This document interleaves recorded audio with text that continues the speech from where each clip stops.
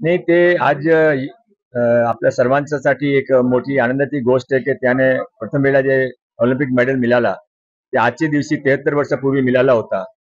म्हणून आम्ही सर्वजण तिथे अतुल भोसलेजी, घोरपडेजी, सर्व आमदार, सर्व आम्ही त्यांच्या घरी गेलो, अभिनंदन केला त्यांना. आणि आम्ही त्यांच्या नावावर 13 ऑगस्ट अहिल्याबाई होलकरचे पुण्यतिथीच्या दिवशी एक देशी खेळाचा महाकुंभ मुंबईमध्ये करत आहे. ते त्यांच्या नावावर आहे म्हणून त्यांच्या मुलगाने तिथे मुख्य अतिथी म्हणून यावा त्या व्यक्तिगत निवेदनासाठी आम्ही त्यांच्या घरी गेलो. त्याने स्वीकार केला. आमच्या सर्वांच्या तर्फे त्यांचा धन्यवाद. आणि हा देशी खेळ छत्रपती शिवाजी महाराजांचे काळाचे मैदानी खेळ त्यांच्या पुनर्जीवन व्हावा असा माननीय देवेंद्र फडणवीसजीच्या इच्छामार्फत आम्ही सर्व करत आहे.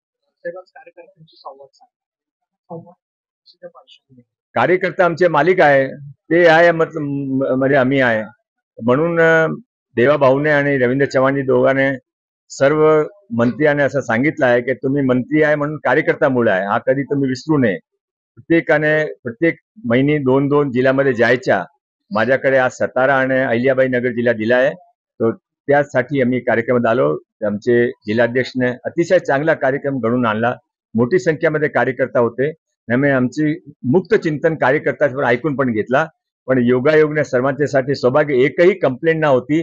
सर्व रामराज्य आहे.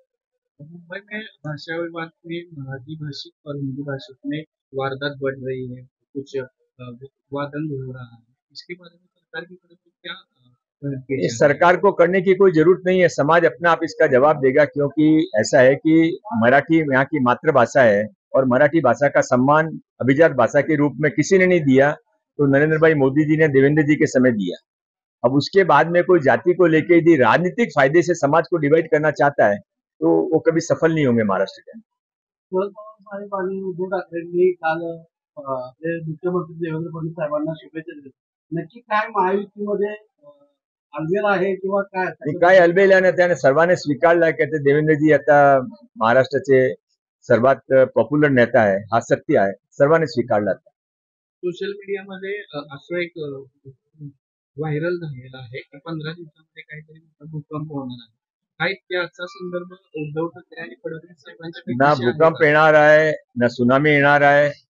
फक्त देवा भाऊच्या जे काम आहे ते पुढे जाणार आहे.